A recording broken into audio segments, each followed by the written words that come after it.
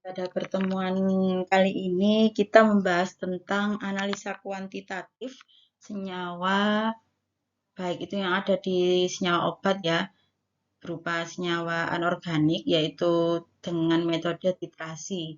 Jadi untuk yang pertama ini adalah menggunakan titrasi asam basa, yang kita sebut dengan asidimetri.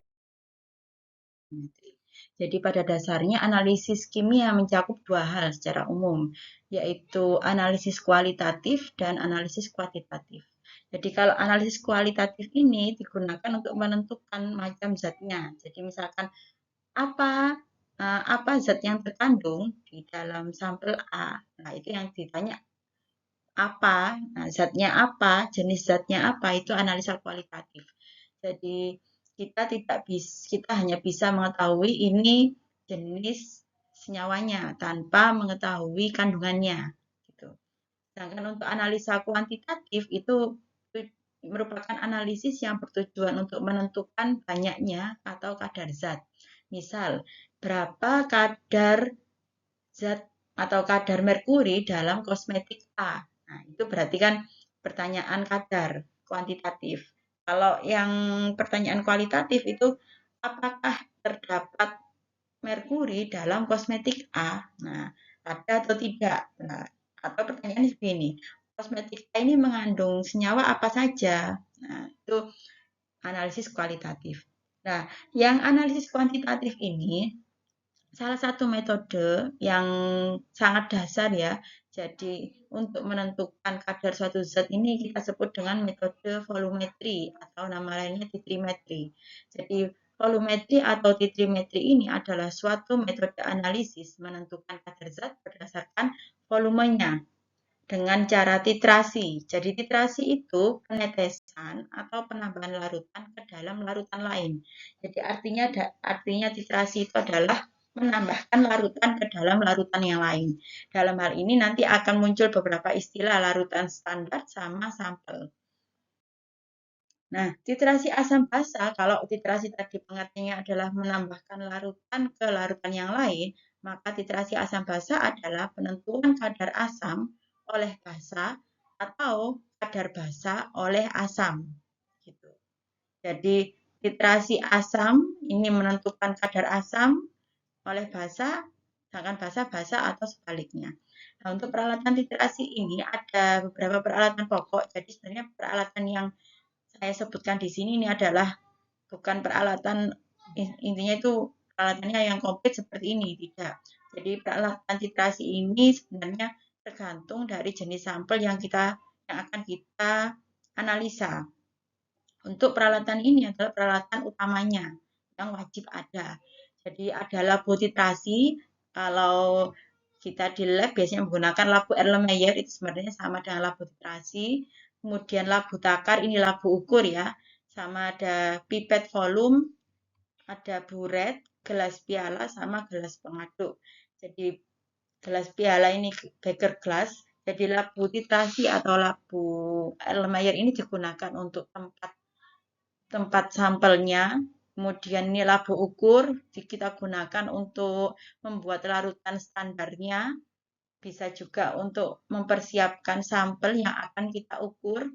Sedangkan pipet volume ini digunakan untuk mengambil sampel, jadi pipet volume beberapa menggunakan pipet ukur, tapi jika kita memang sudah pasti, misalkan prosedur standarnya mengambil sampelnya 10 mili, maka kita menggunakan pipet volume 10 mili untuk mengambil tersebut. Kemudian yang ketiga ini utama yang memang buret. Jadi buret ini memang digunakan untuk titrasi. Buret ini biasanya larutan standar kita taruh di atas. Tapi ada beberapa tipe titrasi yang larutan standarnya diletakkan di labo titrasi. Untuk titrasi asam basa ini, buret ini digunakan untuk larutan standar. Jadi larutan standar itu larutan yang digunakan untuk mengukur ya, mengukur analisa atau mengukur kadar asam atau kadar basa yang ada di sampel itu. Gelas beker sama batang pengaduk atau larutan standar keburet ini di sini kan ada keran nih ya. Jadi ada keran, dipastikan yang di bawahnya keran ini juga sudah terisi. Jadi tidak boleh kosong gitu. Baru nanti kita lihat kalau sudah terisi semua, kita bisa isi separuh, bisa isi full gitu. Kalau diisi intinya apa? Intinya sebelum mulai titrasi volume larutan standar yang ada di buret ini kita catat terlebih dahulu. Karena di bagian atas buret ini skalanya adalah 0, sedangkan bagian bawah ini skala yang lebih besar.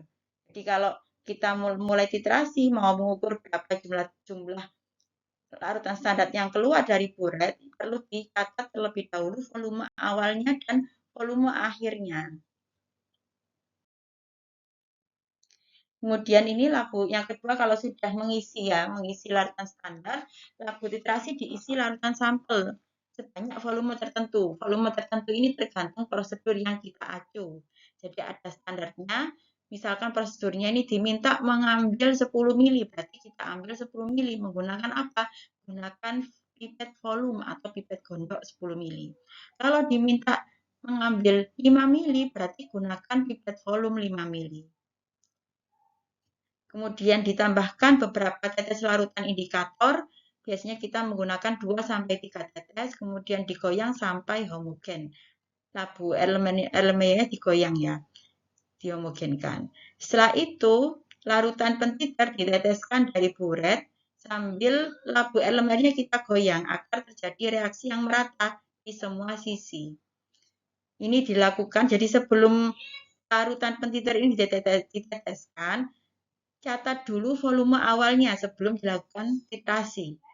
Setelah itu baru kita lakukan penetesan dari buret ke labu Erlenmeyer atau labu titrasi, digoyang supaya tujuannya itu untuk reaksi yang terjadi rata dari semua sisi, dilakukan pelan-pelan sampai terjadi perubahan warna pada larutan yang ada di labu Erlenmeyer. Setelah itu penetesan larutan di buret tadi dihentikan, kemudian kita baca atau catat volume akhirnya. Nah, volume yang keluar dari buret itu berarti kan volume akhir dikurangi volume awal gitu. Apakah volume awal itu harus selalu di skala 0, Bu? Tidak apa-apa, tidak harus selalu di skala 0. Yang terpenting kita harus mencatat volume awalnya. V standar kali N standar, Vx kali Nx. Standarnya ini menyesuaikan dengan jenis larutan kita. Sebenarnya semua titrasi hampir sama seperti. Jadi ini misalkan kalau asam nih, untuk titrasi asam basa, berarti V asam kali N asam sama dengan V basa kali N basa. Dasar reaksi titrasi asam basa ini adalah reaksi netralisasi. Jadi asam direaksikan dengan basa akan terbentuk garam dengan air. Contohnya HCl kita reaksikan dengan NaOH, maka terbentuk NaCl dengan air. Ini HCl ini asam klorida. H2SO4 ini asam sulfat.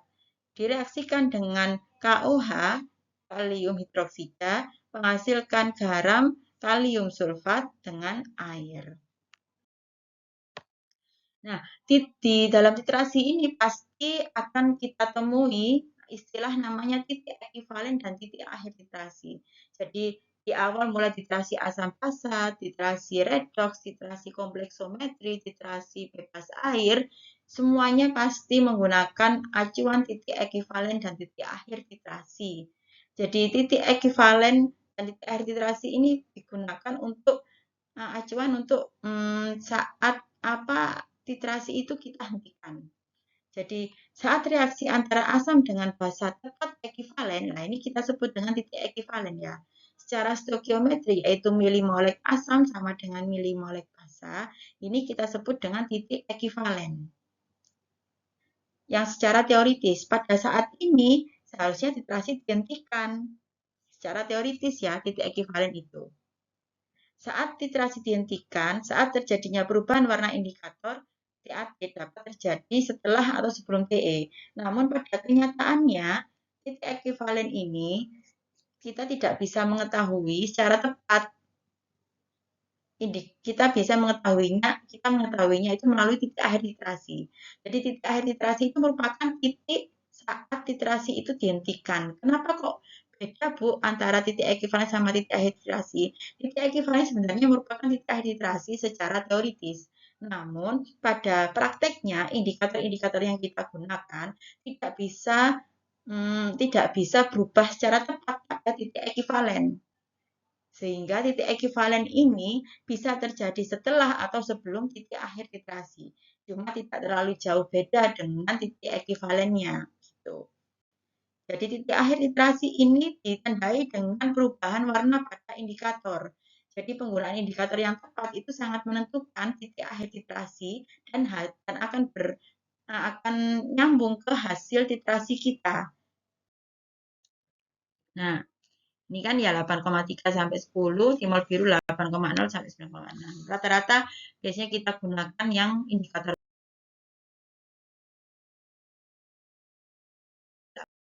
5. Netralisasi campuran asam atau campuran basa. Jika proses netralisasi ini melibatkan lebih dari satu asam atau basa, maka rumusnya untuk saat titik ekivalen ini berlaku rumus seperti ini. Sigma ini jumlah V asam kali N asam sama dengan sigma atau jumlah V basa kali N basa. Contohnya, berapa mililiter kalsium hidroksida 0,1 molar yang harus ditambahkan untuk menetralkan campuran 10 mili 0,1 NaCl dan 15 mili 0,2 MH2SO4. Ini campuran ya. Jadi ada di dalam satu sampel ada beberapa jenis asam gitu. Jawabannya kita hitung dulu HCl, kita hitung dulu. Nah, ini hasilnya sudah tahu ya, kita ketahui ada mililiter, normalitasnya sudah tahu, kalsium hidroksidanya sudah tahu normalitasnya, tapi yang kita cari berapa volume kalsium hidroksida yang diperlukan untuk mencapai titik ekivalen.